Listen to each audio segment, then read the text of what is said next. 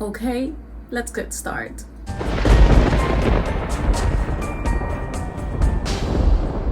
Hey horror freaks, welcome back to my channel. My name is Amanda. If this is your first time here, don't forget to subscribe and hit the bell icon so you can get notification every single time that I post a video, and I post every single Friday.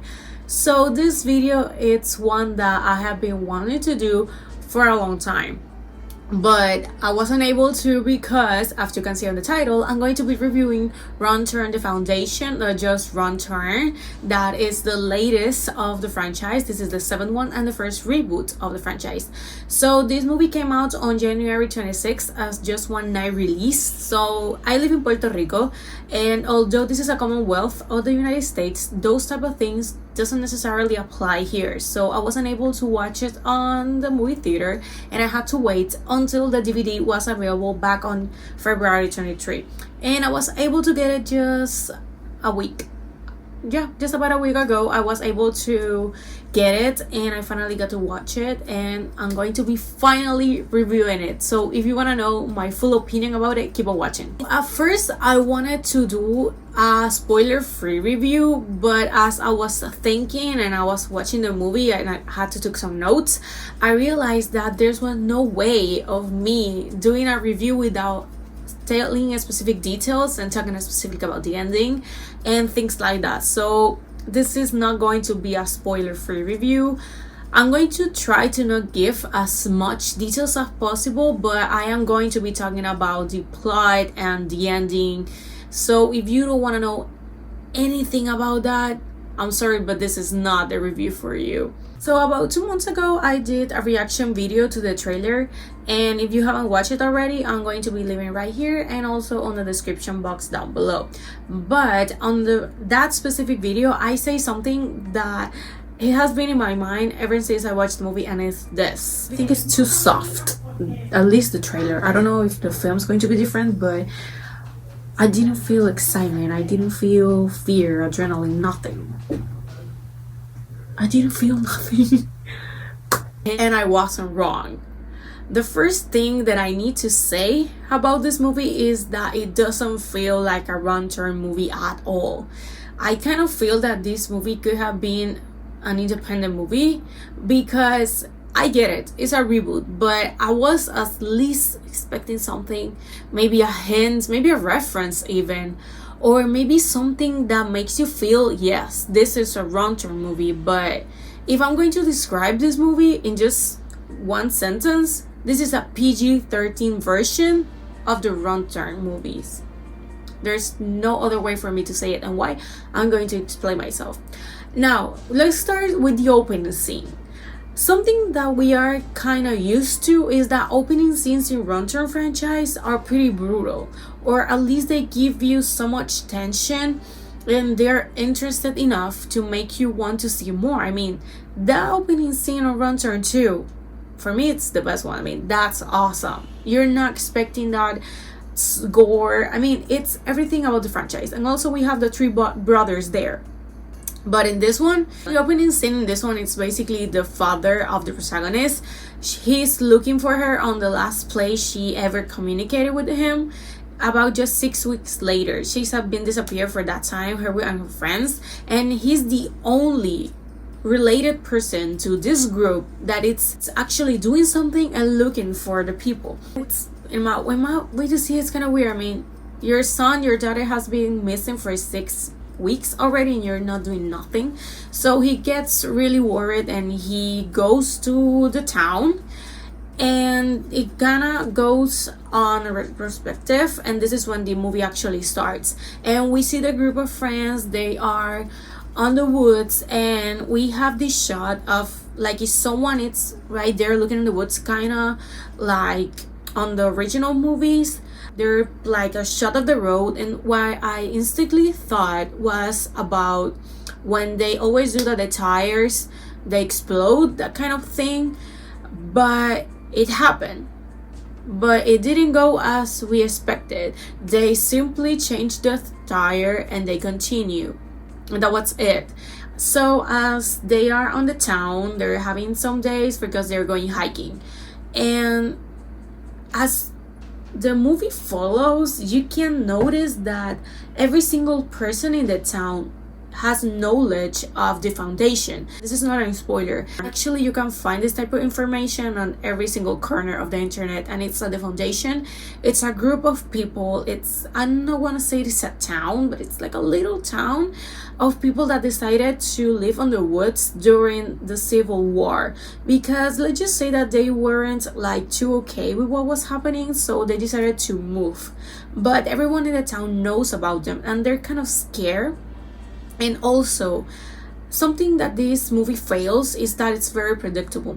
There's this scene, we have an interaction of the protagonist with a girl, and I immediately saw her and I was like, she's part of the foundation. There's no other way to see it. And as the movie was forward, probably that one is from the foundation. And they give them some warnings of not staying too much on the woods or not getting out of the road, but obviously they do. And right away that they do, this is something that I think is actually seen on the trailer, and it's like this huge piece of wood that starts rolling on them and they have to start running. So, and one of them dies there. He got smashed by this massive piece of wood, and they show like the face, but that's it. Like, you don't see much blood, and that thing, it's kind of bothers me, because something that I said on the reaction video was I didn't feel any type of the essence of the originals, and we are used to on Runter movies to see gore and explicit deaths. I mean, we have compilations of the deaths all over YouTube. Here there's nothing. Like, that's why I say this is a PG-13 version. I mean, there is a scene when a girl gets killed with an arrow. I was suspecting to at least see where the arrow came. It was the head, the eye. I mean, we have a scene where she has an arrow that comes to her eyeball. And right here, you just see the end of the arrow. And I was like, really? You're not going to show me? There's another scene when a guy has his head smashed with a hammer. It's very blurry. Like, they mainly focus on the reaction of the group rather than on the death. And I was like, really? You want to focus on something more than just the gore? That is the main essence of the franchise? Okay, that's what you want to do, but definitely this is not Runter. And the main thing that makes that this movie is not a Runter movie, cannibalism is not existent. I mean, the least thing that I was expecting is for these people to be cannibals, but they weren't. They want to portray them as just normal people that are hostile to strangers and to anyone who gets near them. And the people know, and that's why they're so scared, and that's why they give so many warnings to tourists, because they know that if they get too close, they're going to kill them. But something that I found that I think is a huge plot hole is the foundation. Once they capture the group, and there's only 3 remaining of the 6 of them, and one of them, he's punished and his eyes are burned, so he's blind, and 2 of them, they actually survive. How? I'm not going to tell you that. But when they are when they're on trial, they're saying like they're not bad people, they just want to live in peace and everything. But just a few scenes before, they stole everything from them. And I don't know about you, because they're claiming that they weren't going to actually kill them. They just found one of them and that they were going to release him. And I don't know, but that's some there, because you're telling me that you weren't going to kill him, but you stole everything from us. You already tried to kill us and kill one of my friends, and you kill another one with an arrow, but the rest of the group didn't saw that. And now you're claiming that you're just people that were going to release him, and that the death of one of you was unfair. I mean, I think that was just a misconnection right there of points, because I mean, I think that they didn't write that part. I mean, I don't know. I was just really confused. The whole movie, these 2 hours, and I was like, what I am even watching? I mean, it's so weird. Like everything is so different, and this is the thing. They show everything that happened during that. It's just one night and 2 days that they are on the woods, and after that they pass to the beginning of the film that is 6 weeks later, and her dad, the protagonist, goes to the woods to find her, and he does. She's still alive. She managed to survive, and he kind of thinks that he lost her and now that she's part of them, but I knew that she wasn't completely gone. I mean, for me, what's pretty predictable how things were going to happen. They eventually escape and everything, and as times goes by, they don't really tell how much, but I would say like a few months. And the end of the movie, it was really predictable. I was watching it with my boyfriend. I was like, this is going to happen. This is going to happen. I told you. I just told you. And that kind of frustrates me because this is something that I have said a few times. I don't like watching movies that they're way too predictable. And this movie fails so much on that and on the poor scenes. I mean, I'm not a psychopath. I mean, but you have to understand, for example, Saw is the same. What if Saw made a reboot and they don't precisely show every death? I mean, you're not watching Saw, you're watching like a great value version of it. And this is a great value version of the original Wrong Turn. I kind of get what they wanted to do, maybe. But like I said, this was better just as a standalone movie. If they should just call it The Foundation, that was completely okay. Because the thing was, when you call it Wrong Turn, you're giving people an expectation. And they didn't go with the path that people were thinking.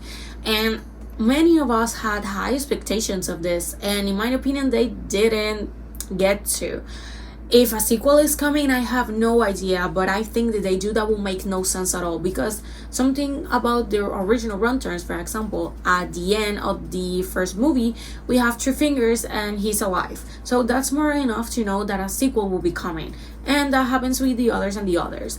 But with this one, like, the ending is not precisely an open ending. Like, maybe they can do something, but it's not gonna make that much sense.